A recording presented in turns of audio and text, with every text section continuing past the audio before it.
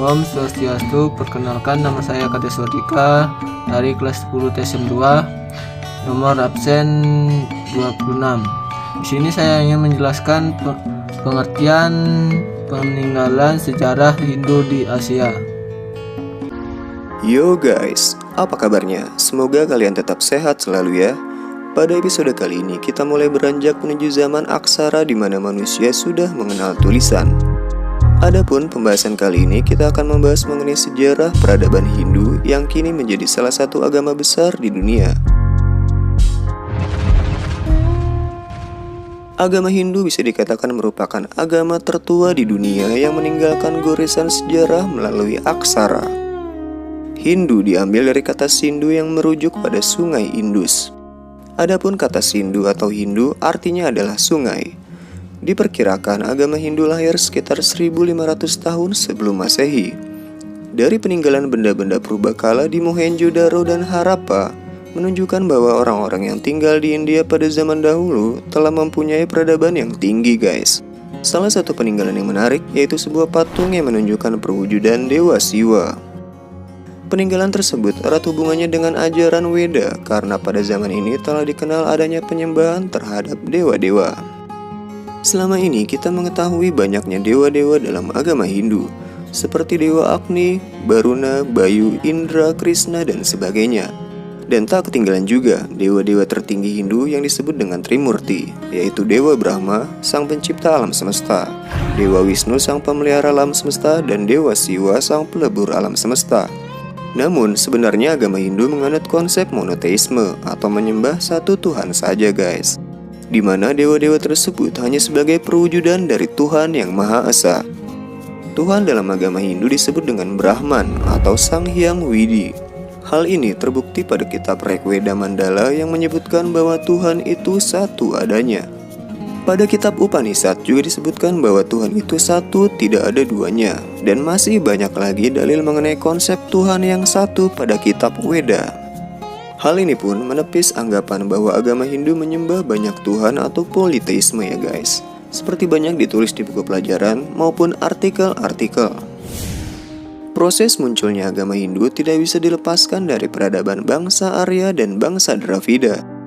Bangsa Arya merupakan bangsa pendatang dari utara yang bermigrasi ke Mohenjo-daro, lembah sungai Indus sekitar abad ketiga sebelum Masehi. Ciri fisiknya antara lain berkulit cerah dan postur tidak terlalu tinggi.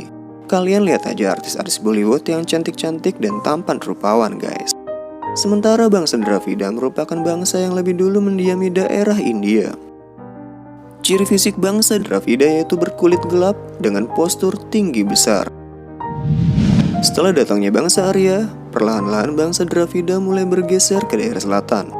Meski demikian, interaksi dan percampuran budaya antara bangsa Arya dan bangsa Dravida tidak dapat terhindarkan ya guys.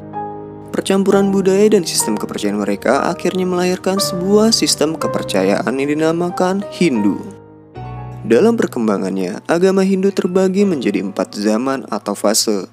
Antara lain yaitu zaman Weda yang berlangsung sekitar 2500 hingga 1000 tahun sebelum Masehi. Pada zaman Weda terjadi percampuran peradaban Arya dan Dravida. Di zaman inilah kitab Weda ditulis di mana kitab ini merupakan kitab suci bagi agama Hindu. Lapisan sosial atau kasta di masyarakat pun dibentuk. Pembentukan kasta ini ditujukan untuk menggolongkan masyarakat sesuai profesi dan perannya. Terdapat 4 kasta pada agama Hindu atau juga disebut catur warna. Kasta tertinggi adalah Brahmana, yaitu golongan pendeta atau pemuka agama. Lapisan kedua yaitu kasta kesatria yang terdiri dari golongan bangsawan dan prajurit. Kasta ketiga adalah kasta Waisya yang terdiri dari orang-orang yang memiliki pekerjaan yang jelas seperti pedagang, peternak, ataupun petani. Dan yang terakhir adalah kasta Sudra yaitu golongan pekerja kasar seperti pemulung, pelayan, dan budak. Ada satu golongan lagi yang tidak diakui dalam catur warna tersebut, yaitu golongan Paria. Golongan ini yaitu terdiri dari gelandangan, pengemis, ataupun orang-orang buangan dari catur warna. Fase kedua yaitu zaman Brahmana yang berlangsung sekitar tahun 1000 sampai 750 sebelum Masehi. Pada zaman Brahmana, kekuasaan kaum Brahmana amatlah besar pada kehidupan keagamaan.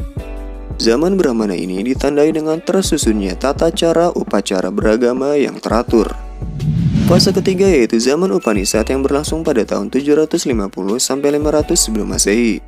Zaman Upanishad ini adalah zaman pengembangan dan penyusunan falsafah agama, yaitu zaman orang berfilsafat atas dasar kitab Weda. Selanjutnya, fase keempat yaitu zaman Buddha yang terjadi sekitar 500 sampai 300 sebelum Masehi. Zaman Buddha dimulai ketika putra Raja Suddhodana yang bernama Siddhartha menafsirkan Weda dari sudut logika dan mengembangkan sistem yoga dan semedi sebagai jalan untuk menghubungkan diri dengan Tuhan. Di episode selanjutnya kita bakalan bahas sejarah agama Buddha ya.